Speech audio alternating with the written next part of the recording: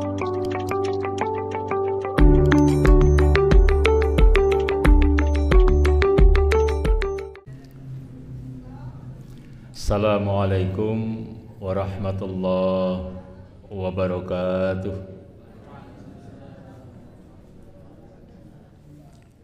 A'udzu billahi minasyaitonir rajim. Bismillahirrahmanirrahim. Innal hamdalillah nahmaduhu wa nasta'inuhu wa nastaghfiruh wa na'udzu billahi min syururi anfusina wa min sayyiati a'malina. May yahdihillahu fala mudilla lahu wa may yudlil fala hadiya lahu. Asyhadu an la ilaha illallah wahdahu la syarika lahu wa asyhadu anna Muhammadan abduhu wa rasuluh la nabiyya wa la rasula ba'dah. Allahumma salli wa sallim wa barik ala nabiyyina Muhammad wa ala alihi wa ashabihi wa man tabi'ahum bi ihsanin ila yaumiddin. Qawalallahu ta'ala fi kitabihil karim. A'udzu billahi minasyaitonir rajim. Bismillahirrahmanirrahim. Ya ayyuhalladzina amanu taqullaha haqqa tuqatih wa la tamutunna illa wa antum muslimun. Amma ba'd.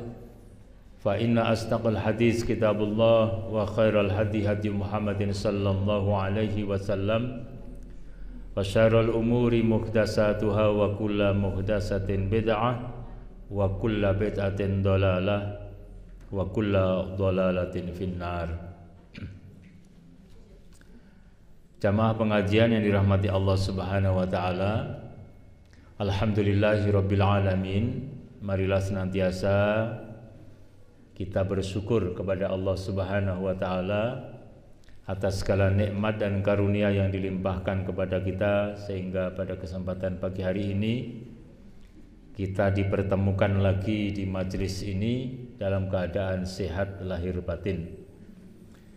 Mudah-mudahan ini merupakan majelis yang mendapatkan ridha dan barokah dari Allah Subhanahu wa taala, dan mudah-mudahan kita mendapatkan ilmu yang manfaat fiddini wa dunya wal akhirah.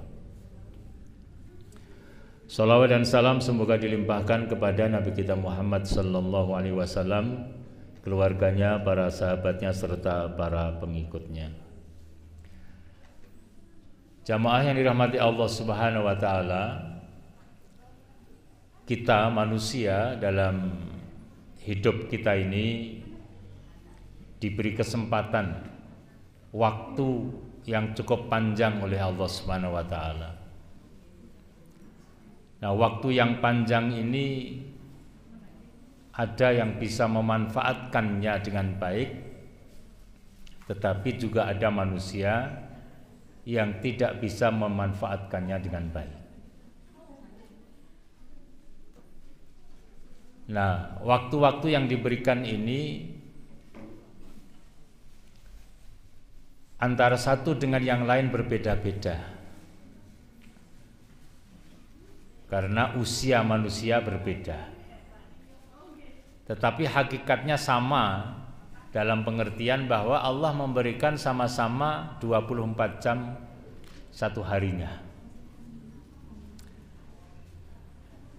Maka ada manusia yang memanfaatkan waktunya itu dengan baik, sehingga dia punya aktivitas yang bermanfaat bagi dirinya, juga bermanfaat bagi orang lain. Ada orang yang bisa memanfaatkan waktu, tetapi waktu itu hanya manfaat bagi dirinya dan tidak manfaat bagi orang lain. Bahkan ada di antara manusia yang tidak bisa memanfaatkan waktu, sehingga bahkan hari-harinya diisi dengan aktivitas yang merusak, baik merusak dirinya maupun orang lain. Nah, kita di dalam Islam ini diajarkan supaya kita bisa memanfaatkan waktu dengan baik, sehingga waktu itu benar-benar memberikan manfaat untuk diri kita sendiri maupun juga untuk orang lain. Sehingga kalau kita mengenal ayat Al-Quran yang semua kita mungkin sudah hafal, wal asr innal insana lafi khusrin illal ladzina amanu wa amilus solihati wa tawasaw bil haqq wa tawasaw bis sabr. Janji Allah di situ, sumpah Allah Ta'ala wal asr, dengan kata-kata ini demi masa. Sungguh manusia dalam keadaan merugi kecuali orang-orang yang beriman dan beramal soleh, yang saling menasihati dalam kebenaran, dalam kesabaran. Nah, ini menunjukkan juga kepada kita betapa waktu sangat penting bagi kita. Waktu yang diberikan Allah Subhanahu wa Ta'ala kepada kita ini mesti kita isi dengan berbagai macam aktivitas yang dalam bahasa agama sering disebut dengan amal, perbuatan, ya, aktivitas yang memberikan manfaat bagi orang lain. Nah, tema kita hari ini adalah larangan berbuat kerusakan di muka bumi. Nah, ini kita akan mengambil satu tema yang mungkin juga jarang dibahas gitu. Nah, ini saya angkat oleh karena bahwa kita melihat satu kenyataan di tengah-tengah kehidupan kita, banyak orang yang masih belum bisa memanfaatkan waktu, bahkan kemudian menggunakan waktu itu untuk hal-hal yang sifatnya merusak, ya, baik merusak dirinya maupun orang lain. Baik, kita akan mulai. Yang pertama dari surat Al-Baqarah ayat 205, maaf ya, Al-Baqarah 205 sampai dengan 206. Allah Subhanahu wa Ta'ala berfirman di sana, A'udzubillahi minasyaitonirrajim. Bismillahirrahmanirrahim. Wa idza tawalla sa'a fil ardi liyufsida fiha wa yuhlikal hartha wan nasl. Wallahu la yuhibbul fasad. Wa idza tawalla, dan apabila mereka berpaling atau dia berpaling, ya, sa'a fil ardi, mereka berusaha di muka bumi ini, liyufsida fiha, untuk berbuat kerusakan, wa yuhlikal hartha wan nasl, dan untuk merusak tanaman-tanaman dan ternak. Ada tipe manusia, ya, yang demikian itu. Apabila mereka berpaling, yakni berpaling dari Nabi Muhammad sallallahu alaihi wasallam, berpaling dari ajaran yang benar, mungkin karena berkuasa, mungkin karena dia mampu mempengaruhi sekian banyak orang, gitu. Maka kemudian dia berusaha, sa'a fil ardi liyufsida fiha. Mereka berusaha berbuat kerusakan di muka bumi itu, wa yuhlikal hartha wan nasl, dan mereka merusak tanaman-tanaman dan ternak. Wallahu la yuhibbul fasad, dan Allah tidak menyukai orang-orang, ya, dan Allah tidak menyukai al-fasad, kerusakan. Wa idza qila lahu, dan apabila dikatakan kepadanya, ittaqillaha, bertakwalah kamu kepada Allah, akhadhathul 'izzatu bil ismi, maka bangkitlah mereka dengan kesombongannya yang kemudian menyebabkan mereka berbuat dosa. Fahasbuhu jahannam, maka cukuplah balasan dari mereka itu neraka jahannam. Ya, di sini dikatakan fahasbuhu jahannam wala bi'sal mihad, sungguh neraka jahanam itu adalah seburuk-buruk tempat tinggal. Ini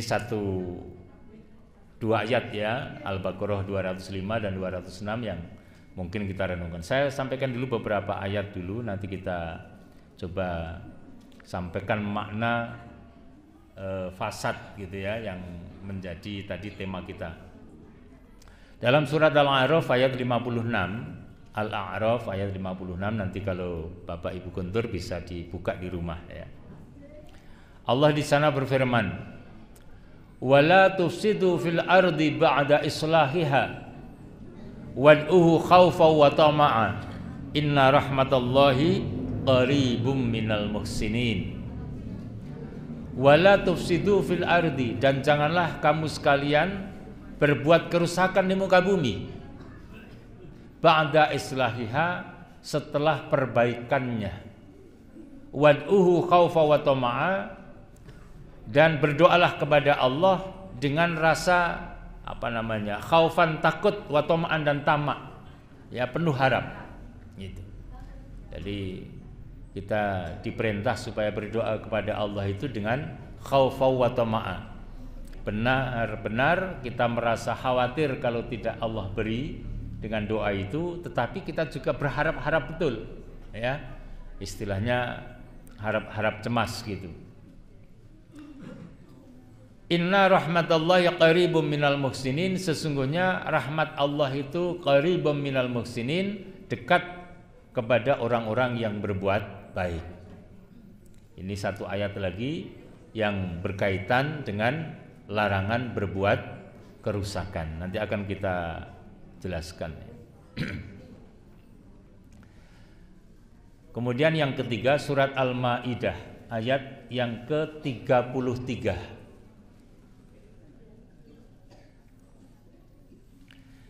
Allah Subhanahu wa taala berfirman, innama jazaa'ul ladzina yuharibuna Allaha wa rasulahu wa yas'auna fil ardi fasada. Innama jazaa'u alladzina yuharibuna Allaha wa rasulahu. Balasan, ya, sesungguhnya balasan bagi orang-orang yang suka memerangi Allah dan Rasulnya. Balasan bagi orang-orang yang memusuhi atau memerangi Allah Subhanahu wa taala dan Rasulnya.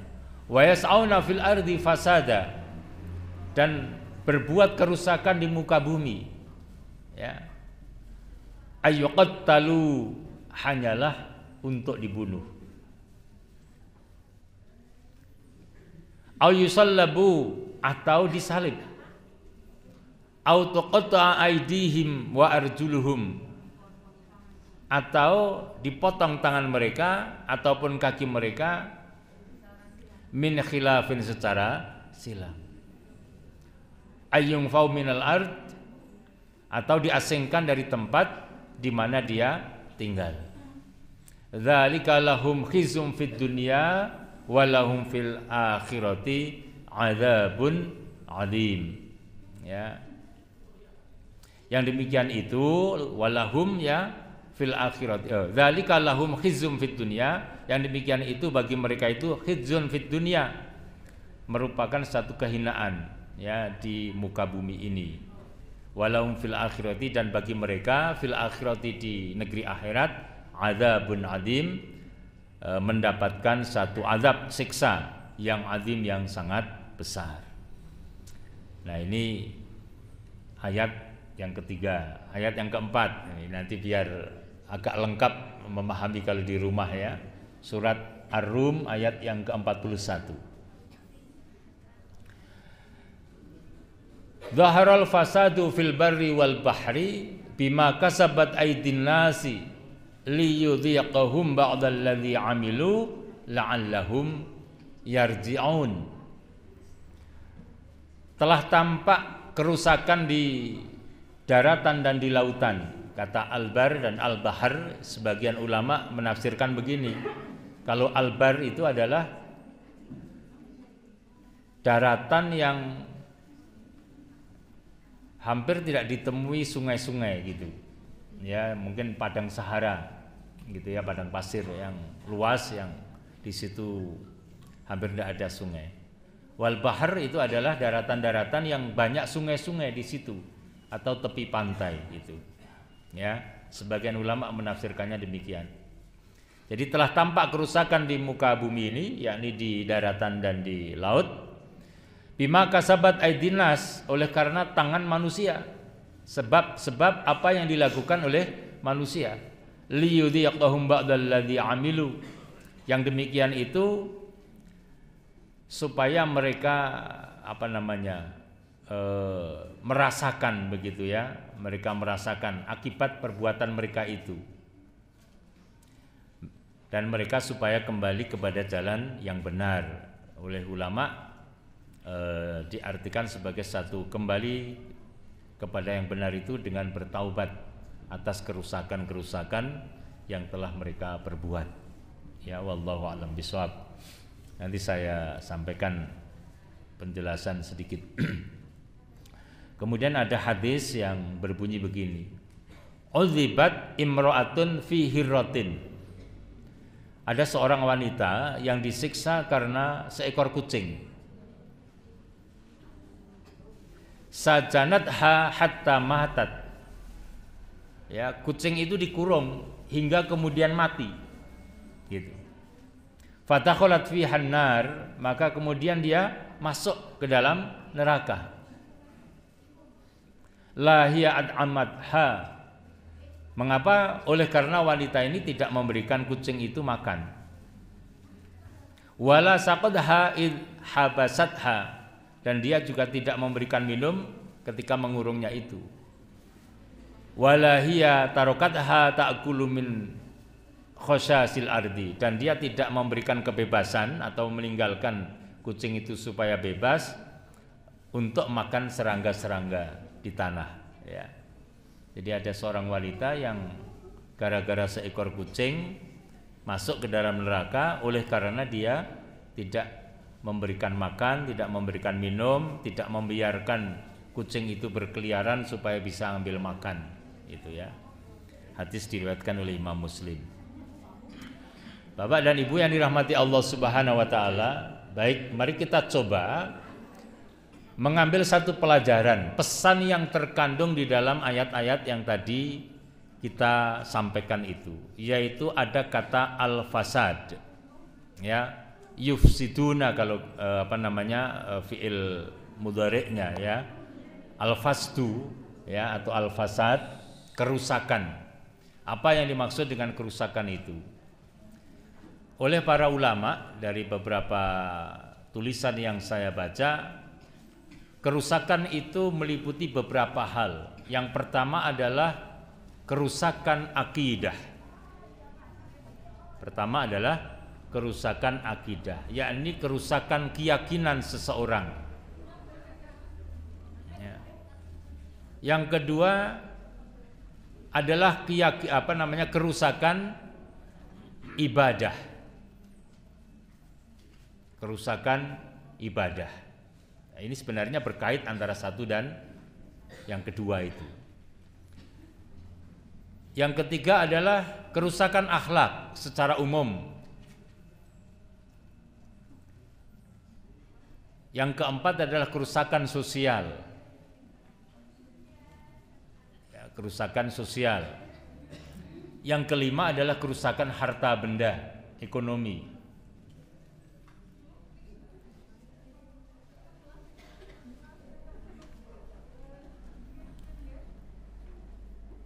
Dan yang keenam itu berkaitan dengan kerusakan yang berkaitan dengan sarana untuk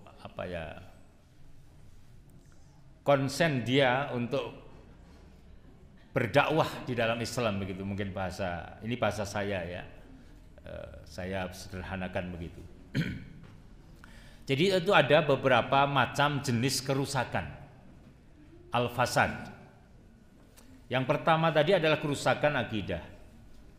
Yang paling tinggi oleh para ulama adalah perbuatan syirik. Dan yang kedua yang berkaitan dengan ini, yakni tadi yang saya katakan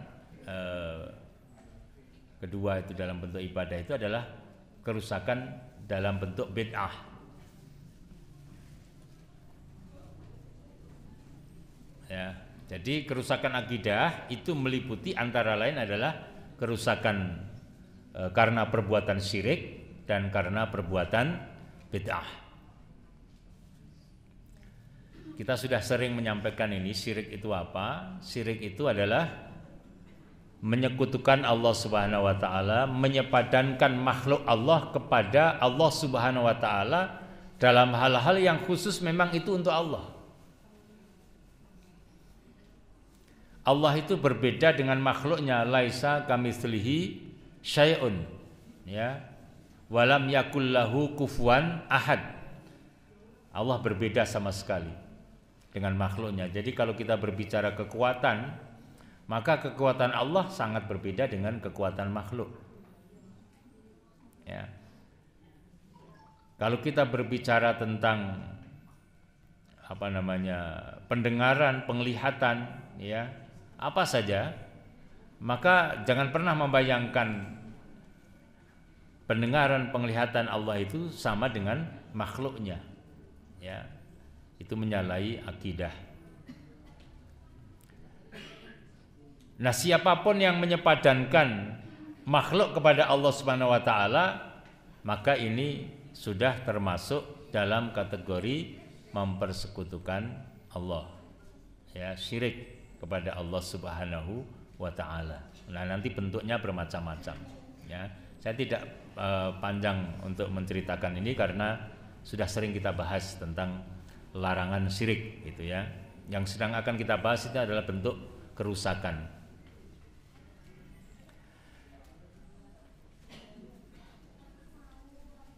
Tadi kita juga sampaikan yang kedua itu adalah kerusakan, ya. Yang ketiga, kerusakan akhlak, ya. Nah, sekarang ini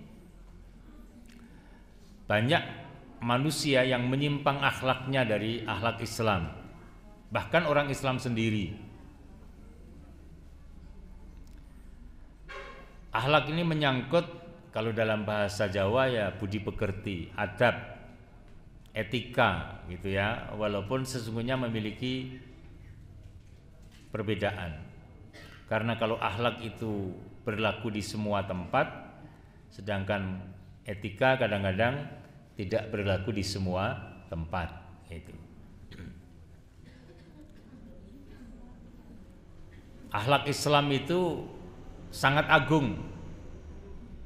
Akhlak Islam itu sangat mulia. Saya ambil contoh yang sekarang mungkin perlu kita renungkan. Allah menciptakan manusia itu laki-laki dan perempuan, ya, dari jenis laki-laki dan perempuan. Inna khalaqnakum min dzakarin wa unsa.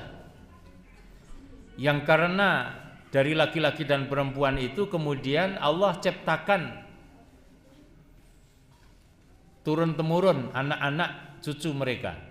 Wa ja'alnakum syu'uban wa qabaila, dan kemudian kami jadikan kamu sekalian bersuku-suku dan berbangsa-bangsa. Jadi jelas jenisnya itu ada laki-laki, ada perempuan.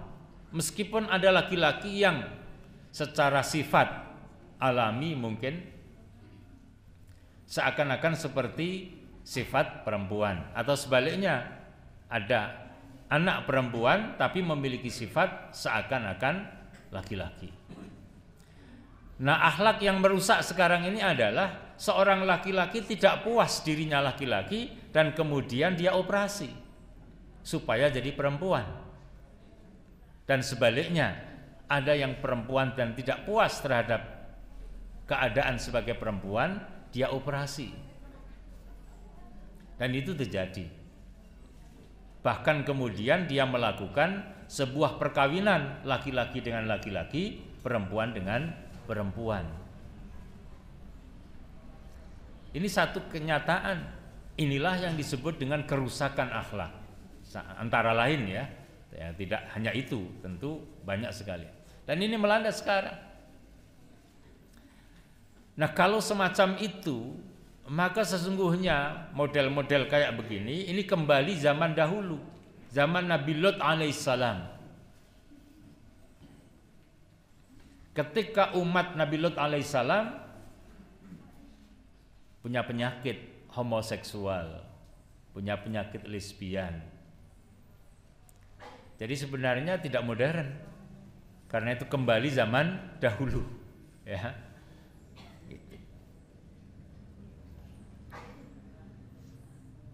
Anak laki-laki remaja, tapi kalau dibuka HP-nya, gambarnya adalah laki-laki yang tampak cantik. Bahkan dia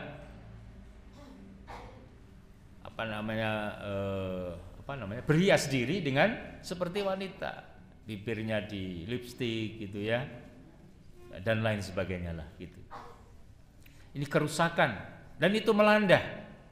Bapak dan Ibu yang dirahmati Allah Subhanahu wa taala, sebenarnya kita tidak bisa membiarkan yang demikian ini begitu saja, sebab itu akan merusak generasi penerus bangsa ini yang sesungguhnya para pendahulu bangsa ini telah menanamkan nilai-nilai. Satu di antara nilai-nilai yang ditanamkan itu adalah nilai ketuhanan, yakni bahwa hidup kita mesti dijiwai dengan nilai-nilai agamis, nilai-nilai religius, dan kalau kita adalah nilai agama Islam. Nah, ini terjadi sekarang ini. Nah, kemudian semacam ini tampak ya, zaharal fasadu fil barri wal bahri bima kasabat aydin nas. Telah tampak kerusakan di muka bumi ini, baik yang ada di daratan maupun lautan tadi, disebabkan oleh tangan manusia. Berbahaya ini sebenarnya. Kalau dalam pemahaman para ulama, ketika kita mengaji, ketika kita baca tulisan-tulisan para ulama itu kalau terus-menerus bisa menyebabkan tidak hanya kerusakan akhlak, tetapi juga nanti akan berimbas pada kerusakan alam semesta. Datangnya bencana, datangnya malapetaka, mungkin dengan penyakit, ya, penyakit. Kesana kemari nanti orang banyak sakit, menular virus. Jadi orang yang baik pun karena lingkungannya tidak baik, dia terkena penyakit itu. Ya. Nah, ini berbahaya sebenarnya. Nanti kita akan bicara apa kalau begitu yang bisa kita lakukan itu nanti akan kita sampaikan. Ini satu bentuk kerusakan, ya. Masih banyak kerusakan yang lain, Ibu dan Bapak. Ini termasuk kerusakan akhlak. Kerusakan akhlak yang berikutnya itu adalah bahwa manusia saat ini suka mengeksploitasi manusia yang lain. Mereka yang punya kekuasaan, punya kekuatan, baik secara ekonomis maupun yang lainnya, maka kemudian mengambil orang lain yang lemah secara ekonomi maupun yang lain untuk dieksploitasi. Itu dimanfaatkan untuk kepentingan dirinya, kepentingan orang-orang yang punya kekuasaan tadi, punya kekuatan. Ini juga kerusakan akhlak, kerusakan akhlak. Harusnya bagaimana Islam memberikan pelajaran kepada kita bahwa manusia diciptakan bermacam-macam, itu iya, dan itu kita terima. Ada laki, ada perempuan, ada kaya, ada miskin, ya kan? Ada yang berkuasa, ada yang dipimpin gitu, ada yang menjadi pemimpin, ada yang dipimpin. Itu memang alamnya semacam itu dan Allah kehendaki ciptakan demikian. Tetapi Islam memberikan peringatan kepada kita ketika seseorang itu berkuasa, ketika seseorang itu menjadi pemimpin, hendaklah mereka memimpin dengan adil, tidak berbuat zalim. Ketika seseorang dipimpin, hendaklah mereka taat, patuh kepada orang-orang yang memimpin mereka, sepanjang mereka tidak diajak kepada kemungkaran. Mestinya semacam itu. Tetapi sekarang kadang-kadang tidak terjadi demikian. Yang sedang memimpin berbuat tidak adil, yang dipimpin bahkan memberontak. Ya. Nah, itu menjadi ketidakseimbangan terjadi di dalam kehidupan manusia. Dan kalau itu terjadi, itu merusak. Nah, itu al-fasad. Salah satunya itu kerusakan akhlak juga. Ya. Nah, coba kita bayangkan dalam sebuah rumah tangga saja ya, kita berpikir kecil-kecil gitu. Di dalam sebuah rumah tangga, sang bapak tidak adil, ya, suka zalim pada istri dan anak-anaknya. Ya, kemudian anak-anaknya bangkang gitu kan, bantah gitu kan. diperintah ini dan itu, bantah terus. Apa yang terjadi kira-kira dalam rumah tangga itu? Dengan cepat kita bisa membayangkan ini tentu tidak harmonis. Ya, tentu tidak harmonis. Bapaknya zalim, anaknya membangkang gitu ya. Jadi seorang ibu mungkin akan sedih, bingung mau bela bapaknya atau bela anaknya. Apa yang terjadi? Kira-kira terjadi sebuah peperangan kecil-kecilan di situ antara bapak, istri dan anak-anak. Nah, itu fasad, kerusakan, ya, kerusakan akhlak. Nah, kalau kemudian itu menjadi sebuah besar, sebuah kampung, ya, sebuah kota, sebuah negara, ya tentu akan menjadi sebuah malapetaka. Itu termasuk kerusakan. Ini harus kita renungi supaya kita bisa mengambil sikap yang tepat gitu. Termasuk bagian daripada kerusakan akhlak. Kerusakan akhlak yang lain ini menyangkut juga kerusakan yang sebenarnya berikutnya, yaitu ekonomi. Orang-orang itu sekarang kalau jual beli kadang-kadang tidak jujur. Baik yang menjual maupun yang membeli. Pengen menang sendiri semua. Padahal dalam jual beli mestinya, ini menurut Islam, harus jelas apa yang dijual, barangnya seperti apa, harganya berapa, dan harga tidak boleh kemudian dikuasai oleh seseorang atau komunitas tertentu sehingga tidak sesuai dengan pasaran. Ada hukum ekonomi memang ya, ketika barang sedikit maka kemudian harga naik gitu kan, ketika barang banyak kemudian harga menjadi murah.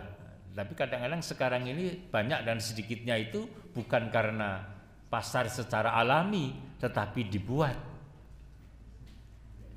Barangnya banyak tapi dikuasai oleh orang tertentu, disimpan dulu. Kalau orang dulu mengatakan ditimbun dulu, sehingga menjadi sedikit dan kemudian harga naik, baru kemudian dijual. Ini kerusakan akhlak juga, ya, termasuk di dalam harta benda, jual beli transaksi. Itu banyak sekali. Ini baru ngomong 1-2 ya. Ya, di dunia perdagangan sekarang ini banyak. Apalagi online, ya. Bapak dan Ibu ini satu saat perlu belajar fikih online, ya. Boleh apa tidak menurut fikih? Ya. Misalnya begini loh, kalau datang ke sebuah mall, ini yang bukan online, ini yang offline saja ya, datang ke mall. Kalau beli satu harganya 100.000 misalnya, kemudian beli dua harganya menjadi 75.000 misalnya. Halal atau haram menurut fikih? Pernah mempelajari ini? Beli dua gratis satu, kan ada tuh begitu kan?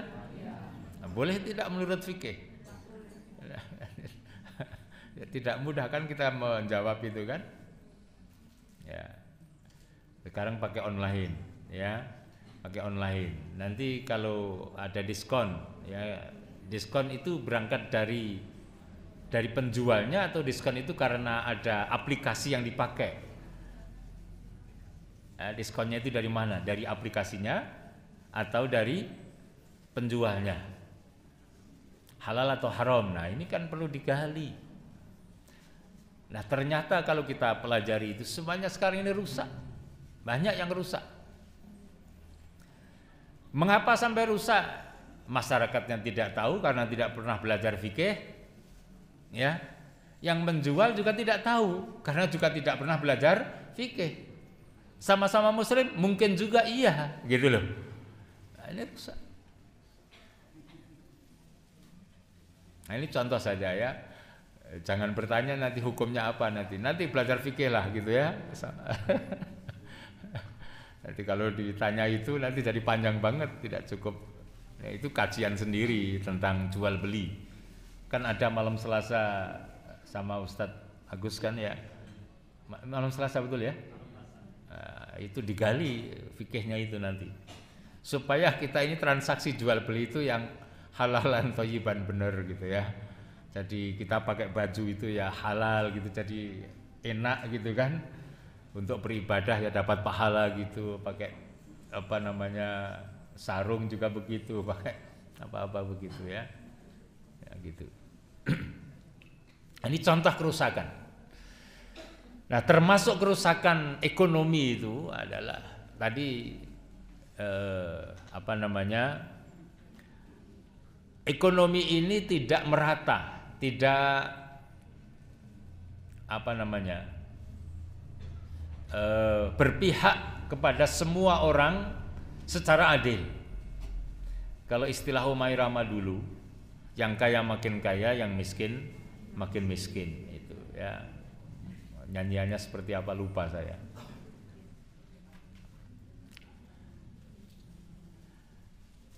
Nah, ini termasuk hal-hal yang sifatnya itu fasad, merusak. Ada juga kerusakan yang tadi kita sampaikan, dan ini kesimpulan kita dari pendapat para ulama, adalah kerusakan sosial.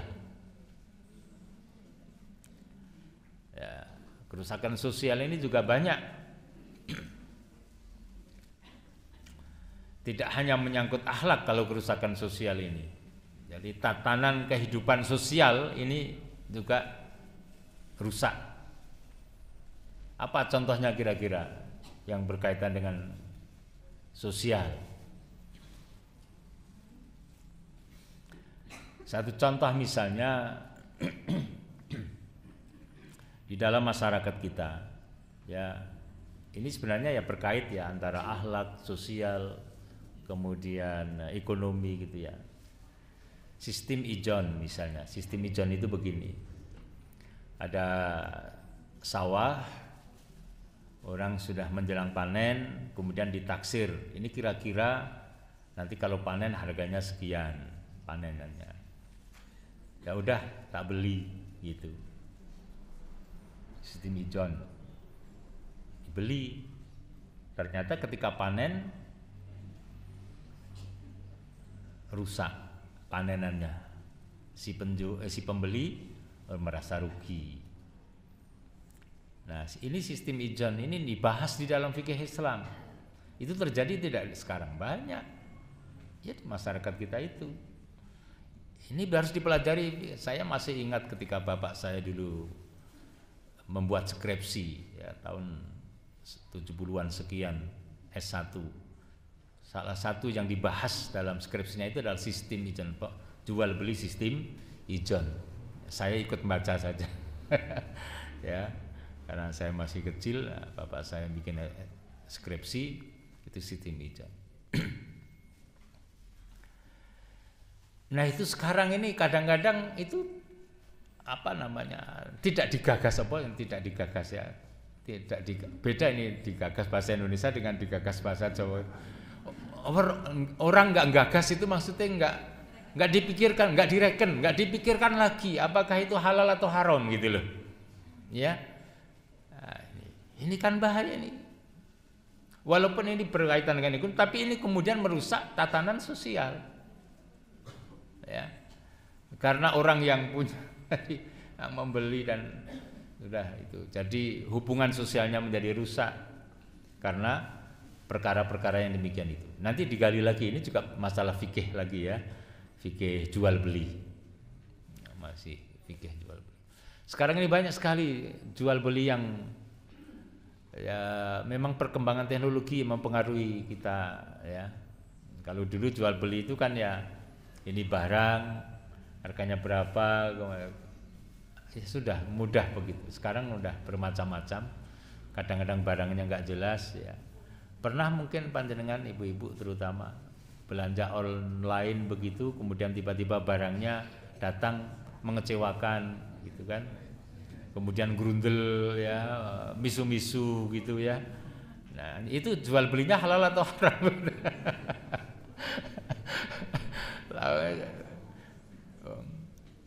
Membeli itu kan sesuatu yang harus jelas ya kan, tapi kadang-kadang kita, nah itu silahkan nanti dipelajari lah Ya, saya tidak akan membahas itu saat ini.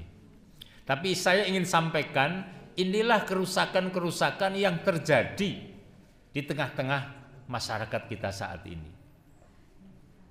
Ya, itu skala-skala kita masyarakat. Mungkin skala besar di sana para konglomerat gitu yang punya duit banyak, mungkin juga melakukan yang tidak berbeda kurang lebihnya, tetapi dalam perkara-perkara yang besar juga. Wallahu a'lam, saya tidak mempelajari itu ya. Tapi seandainya terjadi seperti di masyarakat kita di bawah ini, ya itulah kerusakan. Ya, itulah kerusakan. Sehingga surat Al-Baqarah tadi ayat 205-206 seakan-akan benar-benar terjadi sekarang ini. Wa idza tawalla sa'a fil ardi liyufsida fiha wa yuhlikal harsa wan nasl. Apabila berpaling, ya, dia berusaha untuk berbuat kerusakan di muka bumi serta merusak tanaman dan ternak. Gitu kan? Wallahu la yuhibbul fasad, sedangkan Allah tidak menyukai kerusakan. Jadi Allah itu menciptakan manusia supaya menjadi khalifah di muka bumi ini. Ya.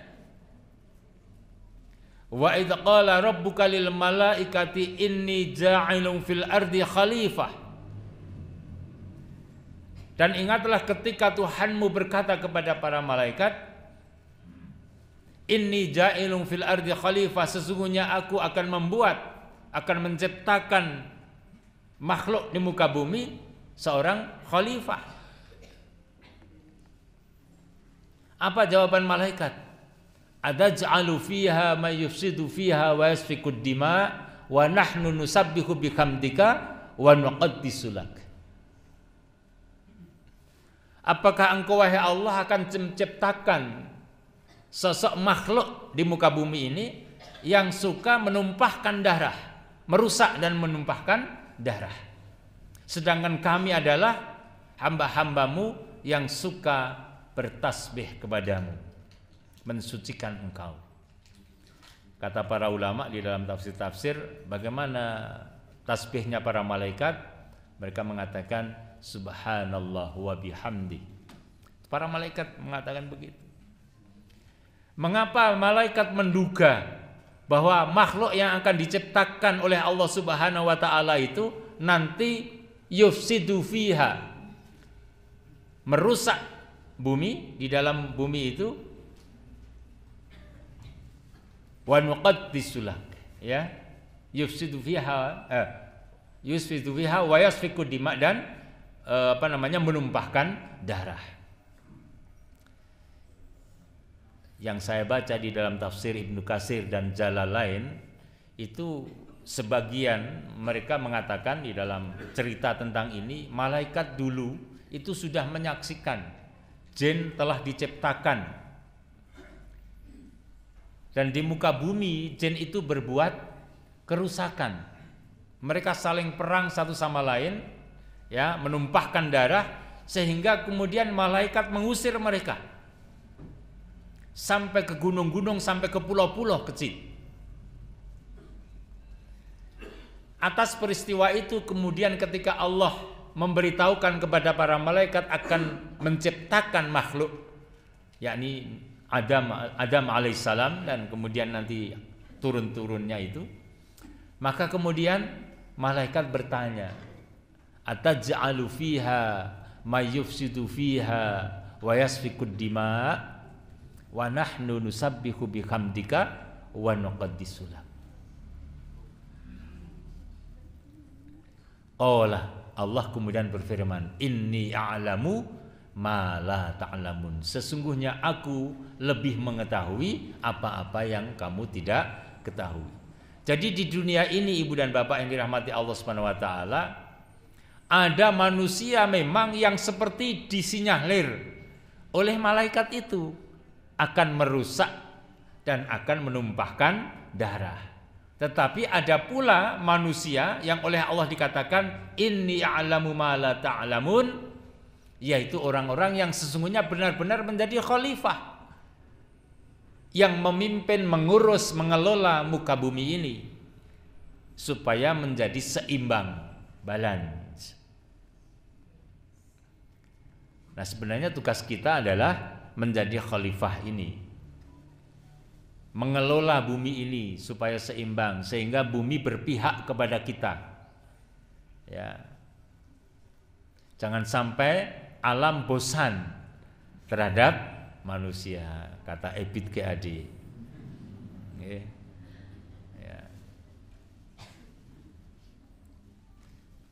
Mungkin alam mulai bosan, ya, melihat tingkah laku. Ya gitu kan. Jadi ini kerusakan ini. Nah, Ibu dan Bapak yang dirahmati Allah Subhanahu wa taala, tadi sudah kami sampaikan beberapa jenis kerusakan yang disampaikan oleh para ulama di dalam kitab-kitab mereka berkaitan dengan kata al-fasad, kerusakan itu. Maka sekarang apa yang harus kita lakukan? Ini yang penting sekarang ini. Jadi ngaji itu, setelah ngaji harus bisa melakukan apa yang harus kita lakukan agar manfaat ya ilmunya itu. Yang harus kita lakukan sekarang ini adalah ya kita mesti berilmu dulu, menuntut ilmu. Jangan pernah bosan menuntut ilmu. Ya, minal mahdi ilal lahdi. Dari sejak dulu lahir sampai dengan kita nanti meninggal dunia, sampai di pintu kematian pun kita masih menuntut ilmu. Terus menerus. Kenapa? Ilmu Allah itu luas tak terbatas. Ya, Allah menyatakan wa ma utitum minal ilmi illa qalila, dan tidak aku berikan ilmu ya kepadamu itu kecuali hanya sedikit.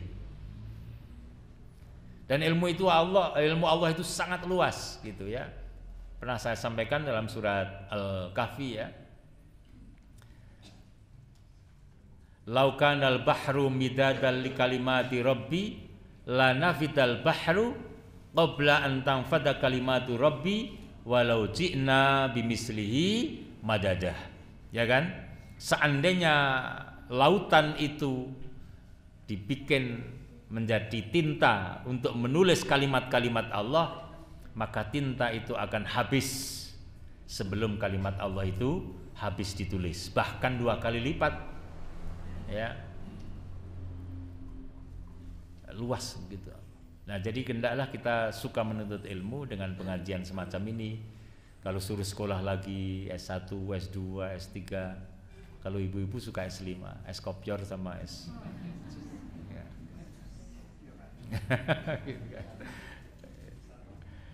Ya, kalau disuruh yang resmi itu kita sudah agak repot. Kecuali memang yang masih punya kesempatan ya usia menuntut ilmu. Kalau yang sudah sepuh-sepuh kan ya sudah es kopior saja sudah nggak mau ya sudah anti es bahkan ya kan gitu. Tetapi menuntut ilmu di majelis-majelis taklim itu tetap ya ini hadir majelis taklim. Mengapa ini? Karena dengan ilmu yang kita dapati, dengan ilmu yang kita peroleh gitu melalui majelis taklim, betapapun kita sudah banyak ilmu baca gitu, tetapi selalu saja kokinya itu, yakni orang yang memberikan materi itu kadang-kadang kan ada sesuatu yang belum pernah kita dengar misalnya gitu kan, selalu begitu. Maka tambah ilmunya. Nah, dengan tambahnya ilmu, sekarang kan juga ada pancingan tadi ya, masalah fikih jual beli tadi gitu kan. Nah, saya yakin Bapak Ibu nanti di rumah beli kayak gini njur halal apa haram ya gitu ya. Njur barang itu halal atau haram ya, insya Allah akan menggelitik Bapak dan Ibu itu. Nah, dengan ilmu itu kita insya Allah akan menjadi lurus ya, akan menjadi lurus ya. Hidup kita berdasarkan ilmu. Itu langkah yang harus kita lakukan. Pertama itu.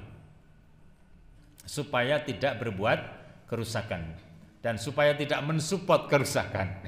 Kalau kita tidak berbuat mungkin bisa langsung ataupun tidak langsung mensupport kerusakan. Nah, ini jangan sampai gitu.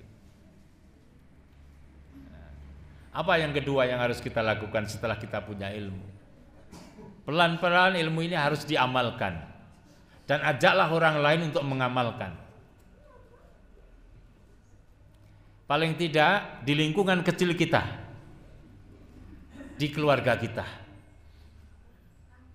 Syukur sampai luas.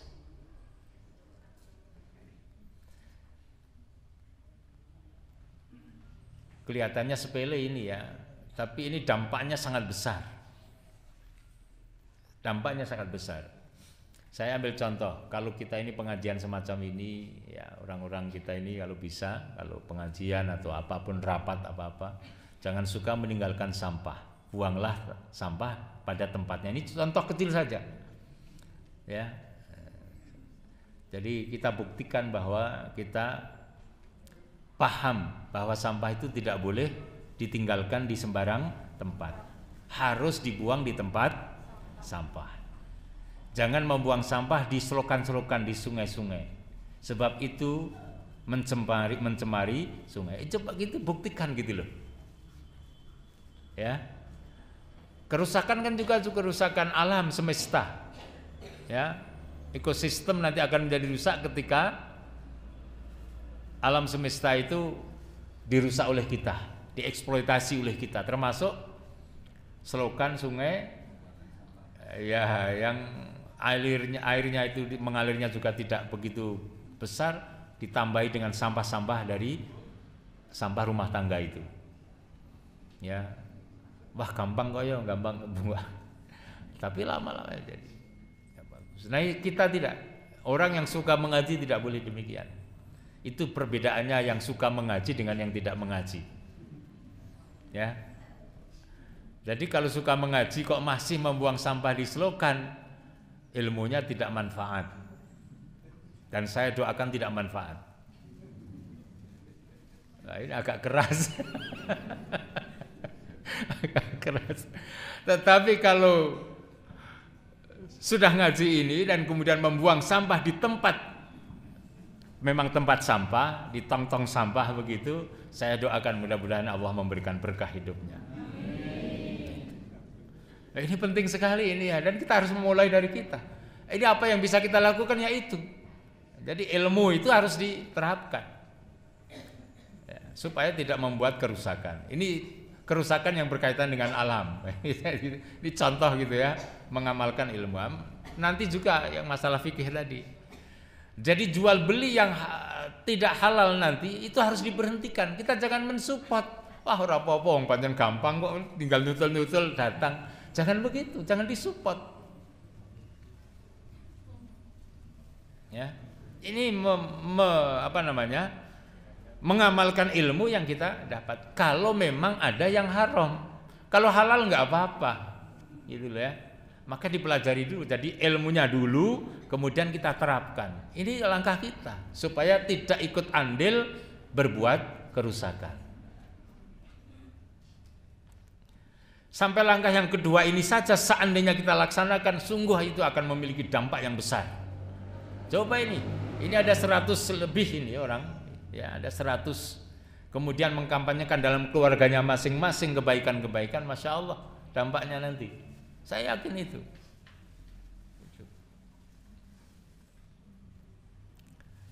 besar dampaknya. Dan itu kalau kemudian terus menerus, sungguh akan semakin baik. Itu baru pada langkah yang kedua, mengamalkan ilmu. Saya itu kadang-kadang begini ya, kadang-kadang kita naik mobil gitu ya, kita di belakang mobil yang lain di depan kita itu kadang-kadang saya perhatikan juga ya, buang sampah ya, sambil nyetir mungkin barangkali, atau mungkin penumpangnya gitu jalan gitu, kelihatannya mobilnya bagus-bagus gitu ya, kayaknya lebih bagus dari punya saya gitu kan. Tapi buang sampah gitu lewat jendela mobil itu loh. Ada tisu, kadang kabur ya toh, nempel. Itu kalau nempel orang yang naik sepeda motor begitu kan ya repot. Enggak pernah membayangkan itu kan. Orang yang mengaji tidak boleh begitu. Ya, mulai hari ini tidak boleh begitu.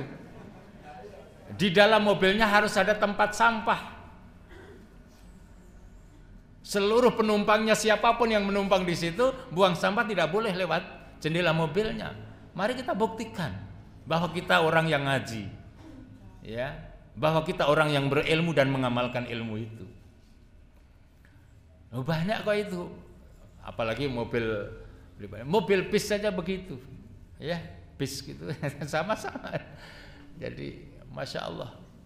Ya, mari kita buktikan. Besok kalau ngaji, kok kita ramai-ramai ngaji, ya, buktikan bahwa setelah ngaji tidak ada sampah tertinggal kecuali di tempat sampahnya. Nah, buktikan itu. Bertahun-tahun mengaji tidak ada perubahan, masya Allah. Ya, masya Allah. Ini langkah yang kedua, baru langkah yang kedua. Insya Allah akan sangat besar pengaruhnya. Ya, ini supaya kita tidak ikut andil dalam berbuat kerusakan. Langkah yang ketiga, kita sosialisasikan kebaikan-kebaikan. Ya, termasuk perbuatan-perbuatan kerusakan materi saya ini pagi ini itu perlu disosialisasikan. Jadi ada kerusakan akidah, ya, ada kerusakan akhlak, ada kerusakan sosial, ada kerusakan mal, ya, ekonomi, ada kerusakan alam semesta, ya. Nah, itu kerusakan-kerusakan yang padahal itu perintahnya jelas, wala tufsidu fil ardi ba'da islahiha. Dan jangan engkau berbuat kerusakan setelah perbaikannya. Para ulama sebagiannya menyampaikan dulu sebelum Nabi Muhammad SAW itu diutus menjadi seorang rasul, kerusakan masyarakat pada saat itu sangat rusak. Kemudian Allah mengutus rasul, dengan rasul itu kemudian orang bertauhid gitu. Maka setelah bertauhid jangan kembali lagi berbuat kerusakan. Harusnya begitu loh. Wala tufsidu fil ardi ba'da islahiha. Itu kalau yang berkaitan dengan masalah akidah, masalah keyakinan gitu. Kalau yang dengan alam, kalau sudah diperbaiki, sudah diberi slogan, sudah ada tempat sampah, masih buangnya war-war, ya namanya tidak mengamalkan ayat ini tadi. Nah, itu yang demikian harus kita sosialisasikan. Saya sampaikan pada langkah yang ketiga ini saja dulu. Nanti ini yang ketiga ini sebenarnya juga perlu bikin jejaring kebaikan-kebaikan. Ya, jejaring kebaikan-kebaikan. Sebab kalau tanpa ada jejaring, kita ini sekarang menjadi kekuatannya seakan-akan jadi kurang gitu ya, supaya kuat gitu ya. Jadi di dunia kan juga ada ya kelompok-kelompok yang suka penghijauan, suka konservasi alam gitu kan, pelestarian alam dan sebagainya. Itu bagus ya, itu bagus. Itu baru yang berkaitan dengan alam. Nah, sekarang ini harusnya tidak hanya alam, tapi ya tadi kerusakan yang berkaitan dengan akhlak, dengan sosial, yang macam-macam tadi. Ya. Nah, itulah langkah-langkah yang harus kita lakukan. Minimal itu 3 yang saya sampaikan pagi hari ini. Betapapun mungkin bisa diungkap lagi langkah-langkah yang lain. Ya, jadi menuntut ilmu, amalkan sedikit demi sedikit dan harus betul-betul teramalkan ilmu itu sehingga memberi manfaat. Kan ilmu harus bermanfaat ya. Ilmu harus bermanfaat. Jadi supaya ada buahnya, gitu. Dan kemudian yang ketiga, sosialisasikan sampai bikin jejaring supaya orang stop berbuat kerusakan itu. Ya, berbuat kerusakan di muka bumi. Terutama yang berkaitan dengan masalah akidah ya. Nah, karena mendasar sekali. Tetapi tidak hanya itu, kita bareng-bareng sesuai dengan kemampuan dan kapasitas masing-masing supaya tidak berbuat kerusakan di muka bumi. Saya rasa itu yang bisa kita sampaikan. Tadi ada beberapa ayat yang nanti Bapak dan Ibu silahkan kembali dipelajari di rumah ya. Ayat-ayat tadi surat Al-Baqarah, surat Al-A'raf ya, surat Ar-Rum ya, 41 ya, dan sebagainya, supaya kita bisa mengamalkan. Apa? Ya tergantung. Online itu ada yang halal, ada yang haram. Ya. Ada yang halal, ada yang haram. Maka nanti belajar fikihnya sama malam Selasa kalau nggak salah jadwalnya itu silahkan ditanyakan. Kalau saya waktunya hanya 1 jam nggak, mungkin lain kali gitu ya. Itu harus runtut kalau fikih itu supaya apa namanya materinya itu tidak pedot, ya harus bersambung. Baik, terima kasih. Kurang dan lebihnya mohon maaf. Mudah-mudahan ini juga memberikan manfaat ya buat kita semuanya ya fid dini wad dunya wal akhirah. Kurang dan lebihnya mohon maaf. Saya akhiri. Subhanakallahumma wa bihamdika asyhadu an la ilaha illa anta astaghfiruka wa atubu ilaik. Walhamdulillahirabbil alamin. Assalamualaikum warahmatullahi wabarakatuh.